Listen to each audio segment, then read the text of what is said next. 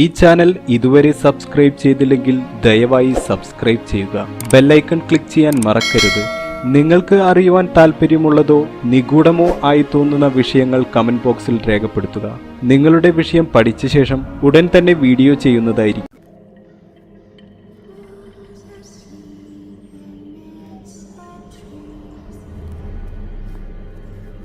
Illuminati.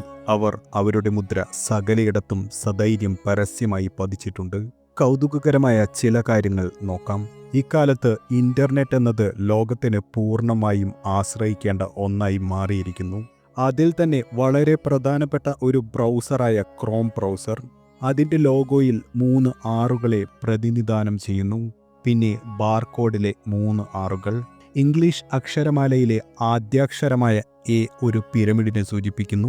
എന്നാൽ ആ പിരമിഡിന് കുറുകെ ഒരു വര കൂടി സ്ഥാപിച്ചുകൊണ്ട് അക്ഷരത്തിൽ ഇലുമിനാറ്റിക്കാരുടെ പ്രധാന പ്രതീകമായ ഖണ്ഡിച്ച പിരമിഡിനെ വ്യക്തമായി സൂചിപ്പിച്ചിരിക്കുന്നത് അവരാണെന്നും വിശ്വാസങ്ങളുണ്ട്.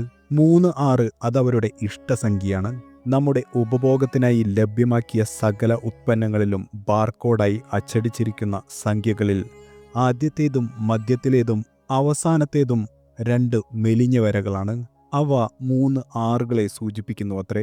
ഇലുമിനാറ്റി കുടുംബക്കാർക്ക് വർഷങ്ങളോളം സുരക്ഷിതമായി ഒളിച്ചു പാർക്കാൻ ഭൂമിയിൽ ഭൂഗർഭ തുരങ്കങ്ങൾ പണിതിട്ടുണ്ട്.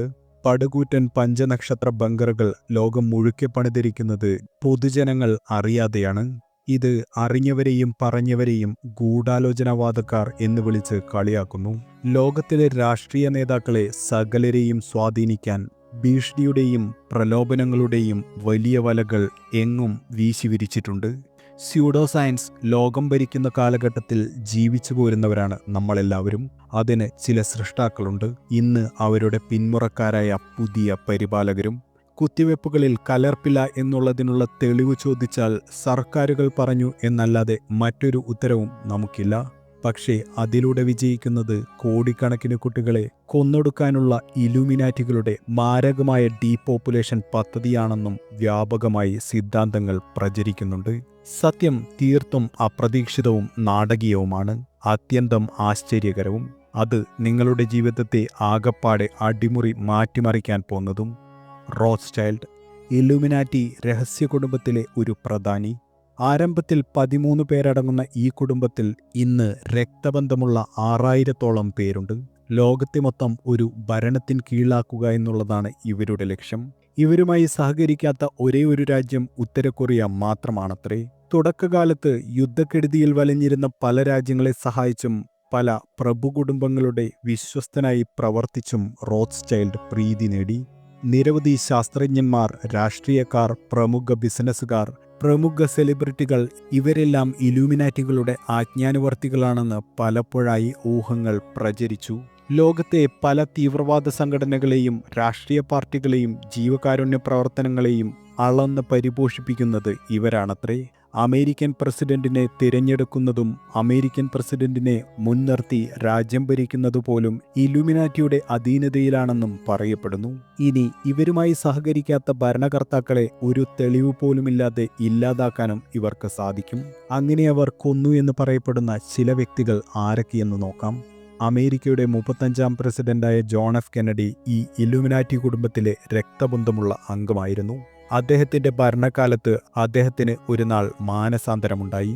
തെറ്റാണല്ലോ ജനങ്ങളോട് ചെയ്യുന്നത് എന്ന തോന്നൽ ഉണ്ടാവുകയും പ്രസംഗത്തിലൂടെ ജനങ്ങളെ ഇദ്ദേഹം അറിയിക്കും എന്ന ഘട്ടം വന്നപ്പോൾ ഇലുമിനാറ്റി അംഗങ്ങൾ തന്നെ അദ്ദേഹത്തെ കൊല്ലുകയായിരുന്നു. പിന്നീട് ജോൺ എഫ് കെന്നഡിയുടെ സഹോദരനും കൊല ചെയ്യപ്പെടുകയുണ്ടായി.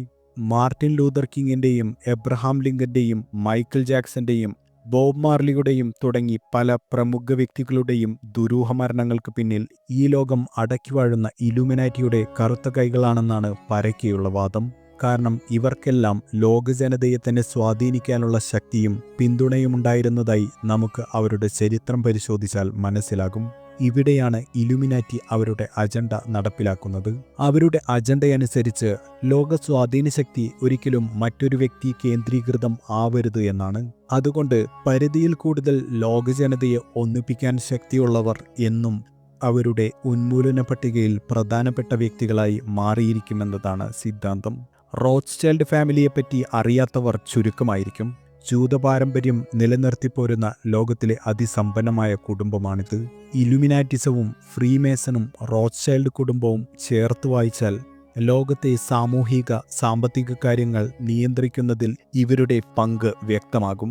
6 ഭൂഖണ്ഡങ്ങളിലായി വ്യാപിച്ചു കിടക്കുന്നതാണ് ഇവരുടെ banking business. American federal reserve അവരുടെ കൈകളിലാണെന്ന് പറയപ്പെടുന്നു. ഒരൊറ്റ നയതന്ത്രം കൊണ്ട് ലോകത്താകമാനം വൻ സാമ്പത്തിക ഞെരുക്കം സൃഷ്ടിക്കാൻ ഇവർക്കാകുമത്രേ. ഇവരിൽ ഒട്ടേറെ നിഗൂഢതകൾ ഇപ്പോഴും ബാക്കി നിൽക്കുന്നു. സംഘടനാ ചരിത്രം പറയുന്നതിലുപരി ഇവരുടെ പൊതുലക്ഷ്യത്തിലേക്ക് കടക്കുന്നതായിരിക്കും ഉചിതം. ഇവരെല്ലാം ഒരുപോലെ പരിശ്രമിക്കുന്നത് എന്തിനായിരിക്കുമെന്ന ചോദ്യം എല്ലാവരുടെയും മനസ്സിലുണ്ടാകും. വ്യത്യസ്ത മതങ്ങളുടെയും വ്യത്യസ്ത രാഷ്ട്രീയ ചിന്താഗതികളിൽ നിന്നും ഉദ്ഭവിക്കുന്ന സംഘർഷങ്ങളിൽ നിന്നും നിത്യലോക ശാന്തിക്ക് വേണ്ടിയാണ് എന്ന് ഇവർ സ്വയം പുലമ്പുമെങ്കിലും സത്യം അതല്ല. അവരുടെ ലക്ഷ്യം ദ ന്യൂ വേൾഡ് ഓർഡറാണ്. അഥവാ ഒരു മതം, ഒരു നേതാവ്, ഒരു ഭരണകൂടം, ഒരു കറൻസി എന്ന പദ്ധതി ഭൂമിയിൽ നടപ്പിലാക്കാനാണ്. ഇന്നുവരെ ആരും കേൾക്കാത്ത രീതിയിലുള്ള പുതിയ നിയമസംഹിത ലോകത്താകമാനം അടിച്ചേൽപ്പിക്കാനാണ് ഇവർ സ്വപ്നം കാണുന്നത്. അതിനു മുമ്പായി ഭൂമിയെയും ലോകജനതയെയും മെരുക്കിയെടുക്കുക മാത്രമാണ് അവർ ചെയ്യുന്നത്. അങ്ങനെ ഒരാളുടെ കയ്യിൽ ഭൂമിയുടെ ഭരണചക്രം ഇവർ ഏൽപ്പിക്കുമെന്നാണ് കരുതപ്പെടുന്നത്. ഈ ഭൂമിയെ മെരുക്കിയെടുക്കുന്ന പ്രക്രിയയിൽ നമ്മൾ അറിഞ്ഞോ അറിയാതെയോ ഒരുപാട് തവണ ഇരകളായേക്കാം. അതിലൊന്നാണ് 3-ാം ലോകമഹായുദ്ധം. പ്രശസ്ത ഭാവി പ്രവചകനായിരുന്ന നോസ്ട്രഡാമസിന്റെ പ്രവചനങ്ങൾ എടുത്തു നോക്കാം. അദ്ദേഹം ജീവിതകാലം മുഴുവൻ സാത്താൻ സേവകനായിരുന്നു. 3-ാം ലോകമഹായുദ്ധത്തെ വളരെ ആത്മവിശ്വാസത്തോടെയാണ് അദ്ദേഹം പ്രവചിച്ചത്. September 11, 2001 New York world trade centre കെട്ടിടത്തിൽ നടന്ന മഹാവിപത്ത് അദ്ദേഹം കൃത്യമായി പ്രവചിച്ചിരുന്നത് 3-ാം ലോകമഹായുദ്ധത്തിന്റെ തുടക്കമാണെന്നാണ്. ഇന്നും നല്ലൊരു വിഭാഗം അമേരിക്കൻ ജനത ഈ ഭീകരാക്രമണത്തിന്റെ പിന്നിലെ കാരണത്തിൽ സംശയം പ്രകടിപ്പിക്കുന്നുണ്ട്. അതിന് തക്കതായ കാരണവും അവർ നിരത്തുന്നുണ്ട്. അതിൽ പ്രധാനപ്പെട്ട ഒരു കാരണം ഈ സംഭവശേഷം ലൈവായി TV ന്യൂസ് കണ്ട ആയിരക്കണക്കിന് ജനങ്ങളാണ്. ഇന്നും നാം കാണുന്ന വിമാനം പറന്നു വന്നിടിക്കുന്ന ദൃശ്യം അക്കൂട്ടർ അന്നേരം വാർത്തയിൽ കണ്ടത് വിമാനമില്ലാതെ തന്നെയായിരുന്നത്രേ. എന്നാൽ പിന്നീട് കുറച്ചു നേരത്തേക്ക് ഈ വീഡിയോ കാണിച്ചില്ല. പിന്നീട് വീഡിയോ ചാനലിൽ പ്രത്യക്ഷപ്പെടുന്നത് വിമാനം ഇടിച്ചിട്ടാണെന്നുമായിരുന്നു. അതായത് അൽ-ഖ്വയ്ദയും അമേരിക്കൻ ഭരണകൂടവും ചേർന്ന് നടത്തിയ മാസ്റ്റർ പ്ലാൻ അത് അതിഗംഭീര വിജയമായിരുന്നു. കാരണം ഈ സംഭവത്തിന് ശേഷമാണ് അമേരിക്കയ്ക്ക് മധ്യേഷ്യൻ രാജ്യങ്ങളിൽ ചുവടുറപ്പിക്കാൻ കഴിഞ്ഞത്. ആ കാലഘട്ടം ഓർമ്മിക്കുക. 2001 അറബ് മേഖല എണ്ണയുൽപാദനം കൊണ്ട് അതിസമ്പന്നതയിലേക്ക് ഉയരുന്ന കാലം. അന്ന് ഏറ്റവും കൂടുതൽ എണ്ണഖനികൾ ഉണ്ടായിരുന്ന രാജ്യമായ ഇറാഖിൽ നിന്നാണ് അവർ തുടങ്ങിയത്. പിന്നീട് പല രാജ്യങ്ങളിലും ഭീകരവാദം ഒതുക്കാനെന്ന പേരിൽ കയറിക്കൂടിയ ഇവർ ഭീകരരുമായി ചേർന്ന് കൊന്നത് കോടിക്കണക്കിന് വരുന്ന ജനതയെയാണ്.